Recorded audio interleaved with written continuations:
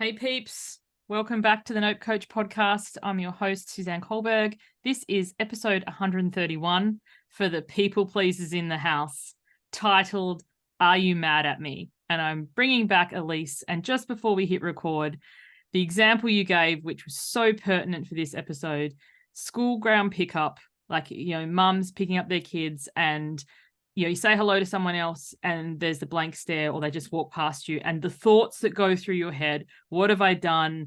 Have they spoken to someone else? All this sort of thing, where chances are, honestly, they just didn't see you or they have their own drama going on. And I am absolutely famous for this at school pickup. Personally, I almost always wear my earbuds because for me, as an empath, a highly sensitive person, the school ground is really hard to navigate. All the people, all the emotions, all the noise.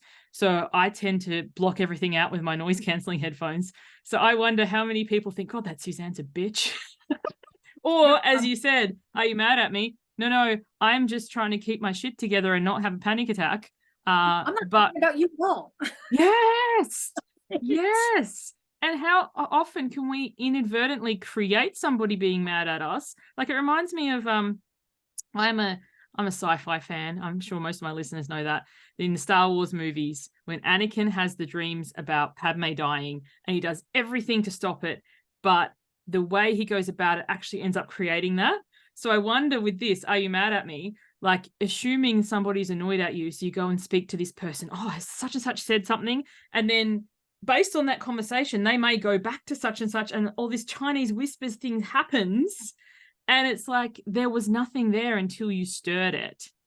So yes, I would love to hear more about like how this shows up with the people that you work with. And I know you have a program, so we'll get to that at the end with this exact title, which is so pertinent.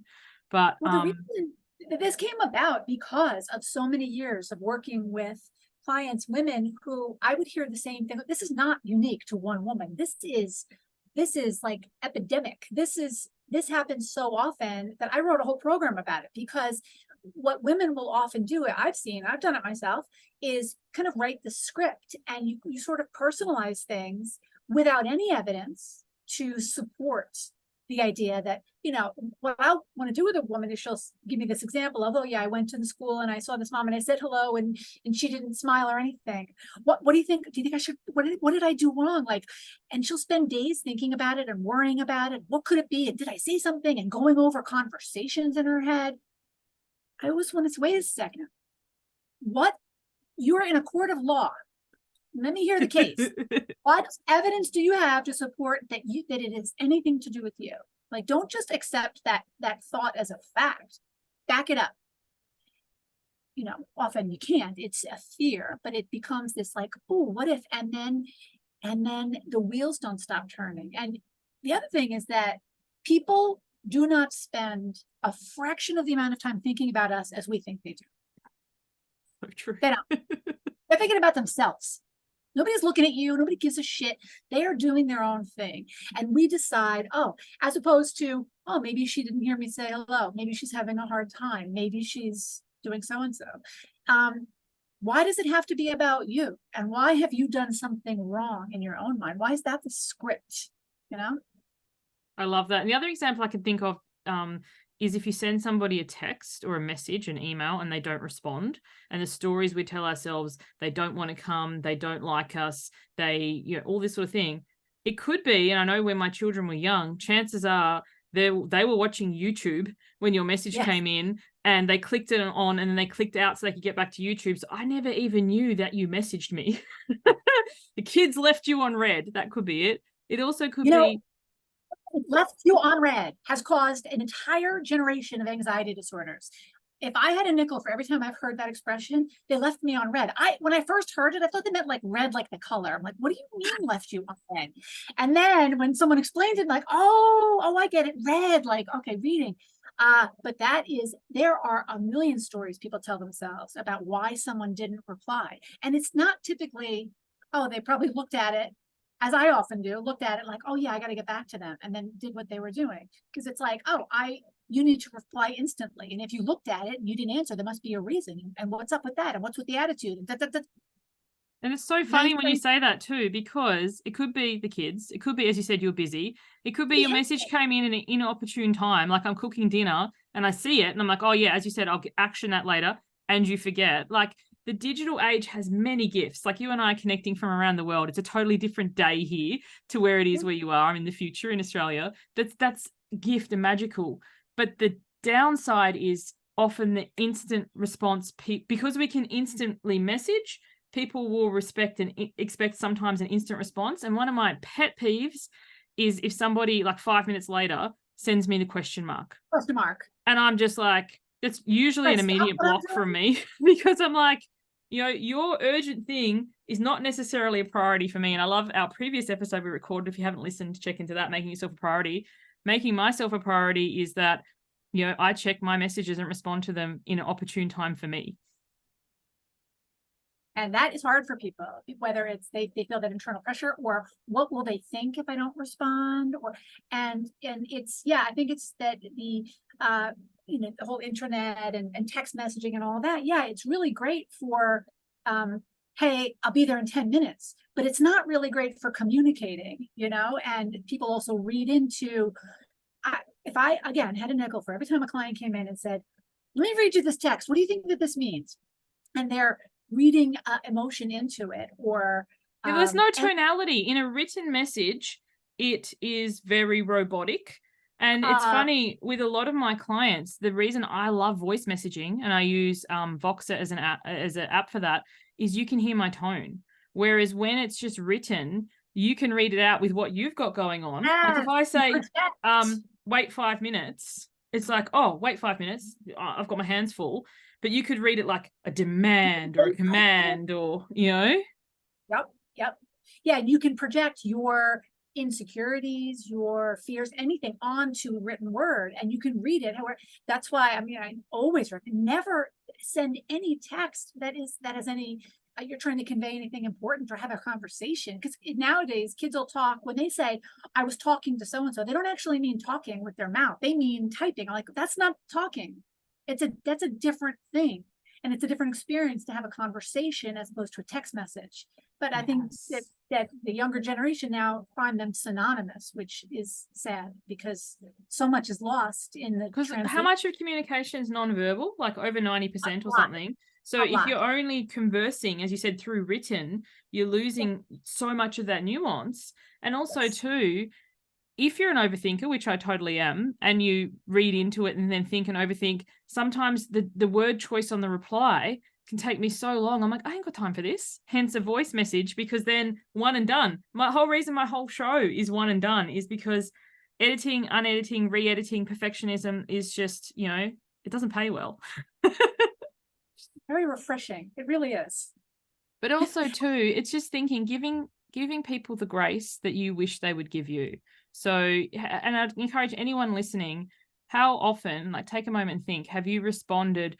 What has been going on? Have you been cooking dinner? Have you been running late for an appointment? Have you been, and this is why I say to a lot of my clients, when people take a break, I'm like, don't check your email. That's not taking a break. That's going from your priority list to someone else's. Because when you get an email, it's an invitation or a request or an ask. And then you're not actually having a break because you're actioning someone else's stuff. So, as hard as it is, choosing a time and committing to that. And these are the times that I respond to email, even if you do browse them. And if you do browse them, maybe have some sort of categorized system where you put them, sort them, whatever. Because like now I don't even open them, honestly, because then it takes up mental space. Oh, I've got to respond to that person. I've got to respond to that person. And even if I'm doing something else, it's in the back of my mind. And then sometimes people will write back and be like, oh, did you get this? And I actually appreciate a circle back, because sometimes I think you sent me a message when we first connected, and you sent me an email. I'm not sure, maybe it was you, maybe it was someone else, but I didn't get back to you because family. And then a couple of days later, it was like, oh, just circling back, or, just confirming the time. I so appreciated that, because it wasn't that I didn't care or didn't want to make the time. It was that I was legitimately busy and distracted. And I think, if you give people the grace and think, how are you going in your life? Are you constantly on call for your email? You feel heaps better. That takes a certain amount of anxiety tolerance, really, and the ability to sit in the discomfort of the question mark of, well, they read it and didn't respond, or they didn't respond to my email. And you're saying give the benefit of the doubt. Yeah, it's always a great idea. Like, what else? What are plausible explanations why that mother didn't say hello to you? Why the person didn't respond? And can you think of 100 things that come before you probably said something that pissed them off, even though you have no recollection of it, right? To tolerate that feeling and not try to quell it by fixing it, or talking to the person and saying, are you mad at me? Did I do something? And then it seems like weird, like, what are you talking about? And then you almost look narcissistic, like, oh, it must be about me if you were having a hard day. What are you talking about? It's so true, but I can just think of a tangential point. But when I was early in business, it was kind of like making sure that you responded to people instantly and making sure that I was always available. And basically it burnt me the fuck out. And now I think, and this is, 6 years in, if very recently I turned off DMs. You can't DM me through my Facebook page. And on my Instagram, it says not to, people ignore it. But I'm like, this is the way that I like to be contacted, and educating people that way. In the past, I'd freak out and like, oh, people think she's on herself, or people won't want to work with me. People appreciate people with really good boundaries. Because, and then like, I remember one time my website went down and I panicked and all these leads I missed and whatever.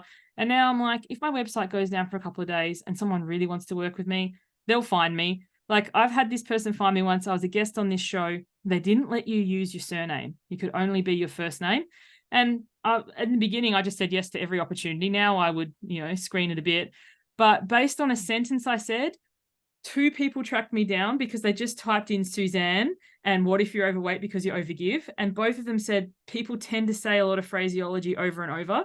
So I trust now that people who are supposed to find me, connect with me, work with me, want it enough that they will. And I don't have to get overly anxious about having every breadcrumb and domino lined up exactly. And if I don't respond instantly, because when you work with me, I'm not going to respond instantly either. So I'd rather you know that on the front end and be like, actually, she's not the coach for me, because there's no emergencies in coaching. I left medicine for a reason. And if there really is an emergency, you should be going to the emergency department, not ringing me at 2 a.m. Well, one of the things I talk about in the course is having boundaries doesn't make you a bitch, right? And if it does, then we need to redefine what that word means. Because just like you're saying, unapologetically, I'm not dropping everything because you emailed me. Why would I? This is ridiculous. So many people have fallen into the trap of, oh, I have to respond, or I can't leave them waiting. Why? You have a life. Why is what that person wants more important than what you're doing? And you're supposed to interrupt your life every time a ding comes in? If you step back, it's ridiculous. But we've become so accustomed. I remember once I was grocery shopping, and when I got out my phone, someone said, like, I tried to reach you. I'm like, I'm at the fucking grocery store. What should I stop and talk to you? Like, when did this happen where now we have to be at everyone's beck and call? Yeah, I'm gonna let my ice cream melt because you want to talk to me about your, whatever it is. And the thing is, it's kind of boundaries aren't, as you said, a bitch or a wall or a barrier. Boundaries are, I want to connect and this is what works and let's discuss this, rather than having these fragile relationships that unless you drop everything, we're not wanting to be in each other's lives. And I think that's, as you said, people have their own priorities and your priority isn't necessarily mine. And it doesn't make either of us bad or wrong. It's just, which of these things needs to be done right now, because there can only be one priority by very definition of the word. Yeah. I was thinking of too, we were talking about the text messages and misinterpretation or reading, malicious intent into it or whatever. I think that's what emojis are really all about. The emoji, I think, is sort of designed to soften a message or to tell you, this is how I really feel about it. Like, if I say something and I put a crying, laughing with tears coming out, I'm joking. So don't read it like I'm pissed, because this now shows you confirmation that I'm not pissed. This is supposed to be funny. And I think it's evidence of how much is lost when you just have the words with no context, with no yes, that is so facial. true. That's something Right? to think about. I love it. Well, thank you so much once again for joining me, Alyse. Let everybody know about your program, Are You Mad at Me, and where they can find it. Yes, for people-pleasing women who have trouble with boundaries, you can go to my website, Coaching with Alyse, Alyse, and you can find me on all the social medias at that same Coaching with Alyse. Lovely. Thank you so much. Thank you for listening, Thanks, everyone. We'll catch you on the next one. Bye for now.